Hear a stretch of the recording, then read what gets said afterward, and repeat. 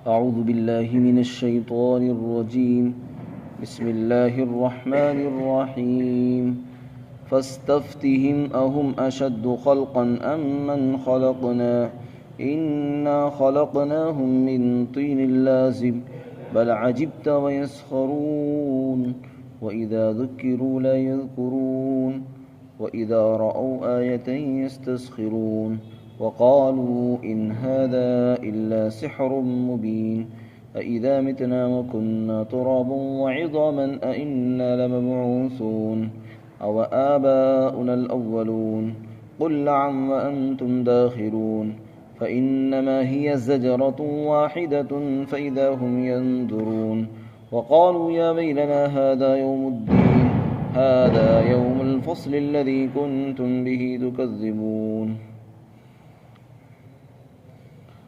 تو آپ ان سے پوچھئے کہ وہ تخلیق کے اعتبار سے زیادہ سخت ہے، یعنی ان کی پیدائش زیادہ سخت ہے اور مشکل ہے، یا ان کی جن کو ہم نے پیدا کیا ہے.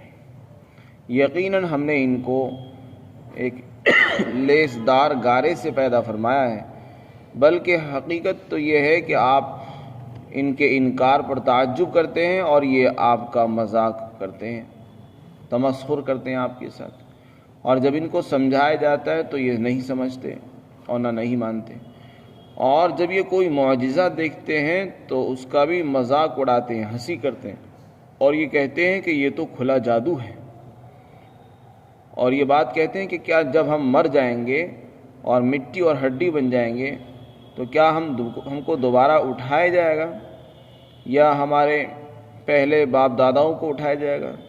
آپ ان سے کہہ دو کہ ہاں بالکل اٹھایا جائے گا، اور تم اس وقت ذلیل ہوگے.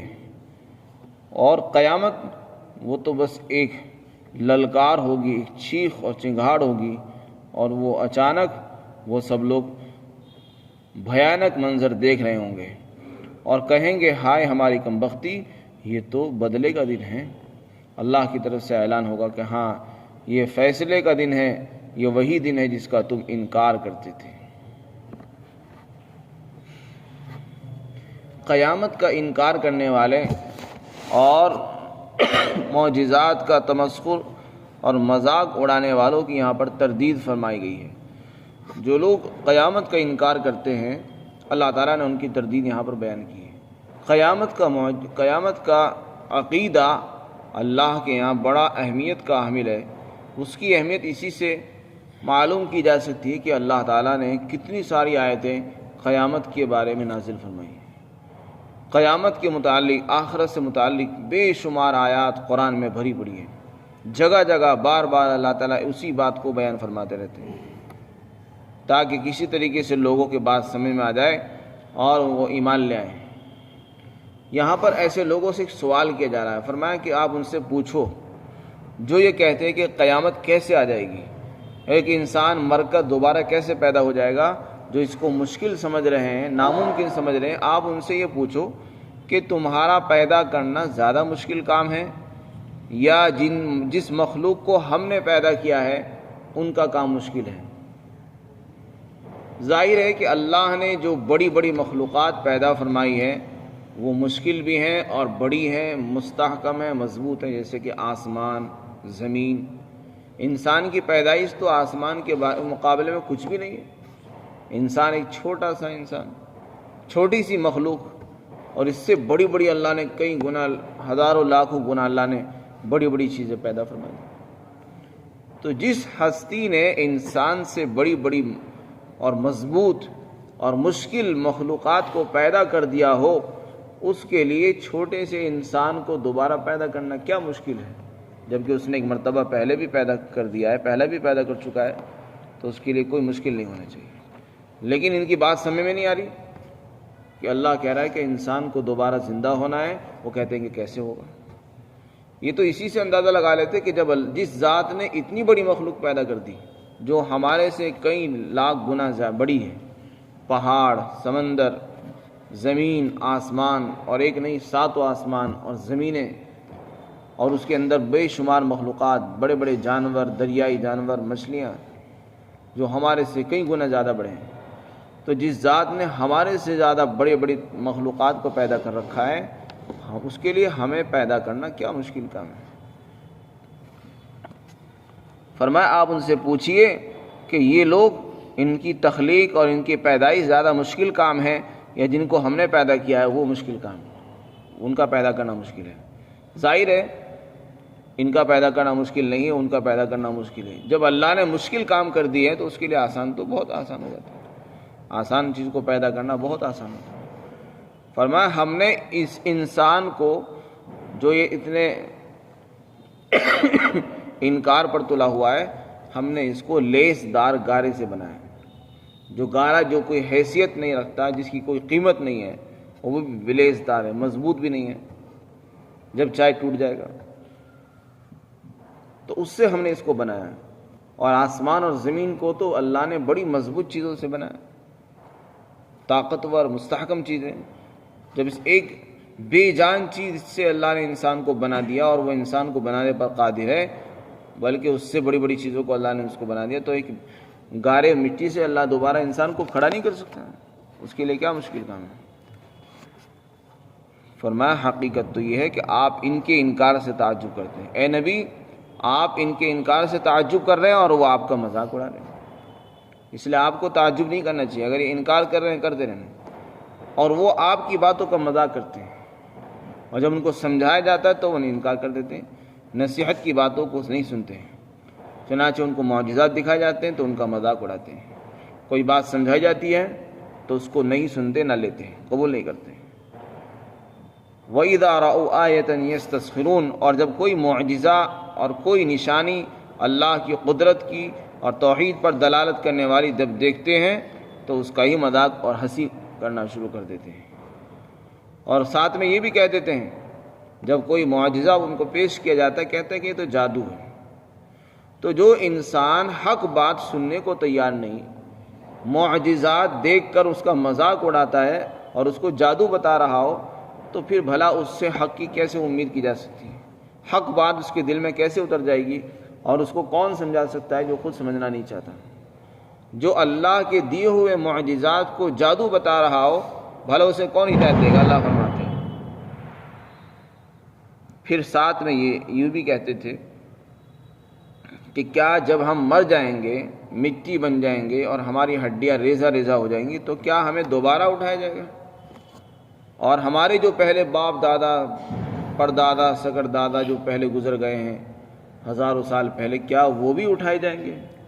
یہ سوال ان کا در حقیقت انکار کے طور پر تھا۔ مطلب یہ تھا کہ یہ چیزیں اب تک تو ہوئی نہیں اور نہ اب ہوں گی، یہ چیزیں کوئی ہونے والی نہیں ہے، بلکہ یہ سب باتیں ہیں اور قصہ کہانیاں ہیں۔ تو اللہ تعالیٰ نے فرمایا کہ اے نبی، آپ ان سے کہو کہ ہاں بالکل ایسا ضرور ہوگا، تم بھی اٹھائے جاؤ گے اور تمہارے باپ دادا قبروں سے اٹھائے جائیں گے، اور جب یہ سب کچھ ہوگا تو تم ذلیل ہوں گے، تم کو عزت نہیں ملے گی، کیونکہ اس دن اللہ تعالیٰ تم کو ذلیل کر دے گا۔ جتنے بھی قیامت کا انکار کرنے والے ہوں گے سب ذلیل ہوں گے اور عذاب کے اندر مبتلا ہوں گے۔ پھر آگے قیامت کے متعلق فرمایا کہ قیامت تو بس ایک للکار ہوگی، ایک چیخ ہوگی، ایک انتہائی خطرناک آواز ہوگی، بس اس آواز کے سنتے ہی سب لوگ اپنی اپنی قبروں سے نکل کر قیامت کے منظروں کو دیکھ رہے ہوں گے، ہولناک منظروں کو دیکھ کر گھبرا رہے ہوں گے۔ جیسے دنیا میں دیکھتے تھے اس طرح وہاں کھڑے ہو کے دیکھیں گے، قبروں سے اٹھیں گے، پہلے دیکھیں گے پھر چلیں گے۔ فرمایا فَإِنَّمَا هِيَ زَجْرَةٌ وَاحِدَةٌ، یہ نفخہ ثانیہ کا بیان ہے۔ سور چونکہ 2 مرتبہ پھونکا جائے گا، پہلی مرتبہ جب سور پھونکا جائے گا تو سب لوگ مر جائیں گے، اس کے بعد جب اللہ کا حکم ہوگا تو 2 بار حضرت اسرافیل علیہ السلام سور پھونکیں گے تو سب لوگ زندہ ہو جائیں گے۔ تو جب دوبارہ آواز نکالی جائے گی اور اس آواز پر لوگ زندہ ہوں گے تو یہ لوگ اپنی اپنی قبروں سے نکل کر دیکھ رہے ہوں گے حیرانی کے ساتھ، پریشانی کے عالم میں۔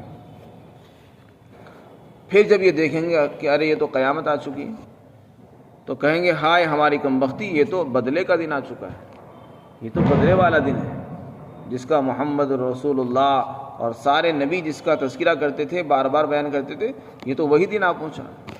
اس دن حیرانی کے ساتھ دیکھیں گے اور کہیں گے ہائے ہماری کمبختی، ہم نے اس پر ایمان نہیں رکھا ورنہ ہم نے ایمان قبول کیا اور آج یہ آ چکا۔ ادھر اللہ کی طرف سے اعلان ہوگا کہ ہاں یہی فیصلے کا دن ہے جس کا تم انکار کرتے تھے، آج یہ فیصلے کا دن آ چکا ہے اور اب ایمان بھی معتبر نہیں، لہذا اب تو ذلت کے سوا کوئی چارہ کار نہیں ہوگا۔ چنانچہ جتنے بھی دنیا میں اللہ کا انکار کرنے والے، قیامت کا انکار کرنے والے، نبی اور قرآن کا انکار کرنے والے ہوں گے، یہ سب لوگ ذلیل ہوں گے اور جہنم میں ان کو دھکیل دیے جائیں گے۔ ھذا یوم الفصل الذی کنتم بہ تکذبون، کہ یہ تو فیصلے کا دن ہے جس کا تم جھٹلایا کرتے تھے، جس کو تم جھٹلایا کرتے تھے، آج یہ وہی دن آج پہنچا۔ خلاصہ یہ ہوا کہ آخرت کا عقیدہ اللہ کے ہاں بڑی اہمیت کا حامل ہے۔ آخرت کے عقیدے پر ہی انسان کے نیک اعمال کا مدار ہے۔ آخرت کا عقیدہ ایک ایسا عقیدہ ہے جس انسان کے دل میں وہ ہوتا ہے تو وہ نہ تو نا امید ہوتا ہے نہ مایوس ہوتا ہے، کسی چیز کے چلے جانے پر غمگین نہیں ہوتا، ملنے پر زیادہ خوش نہیں ہوتا، اور اس کو تنہائیوں کے اندر اگر کوئی طاقت گناہوں سے روکتی ہے اور تنہائیوں میں اللہ کے حکموں پر جو طاقت اس کو کھڑا کرتی ہے وہ یہی آخرت کی فکر اور آخرت کا ڈر اور خوف ہے۔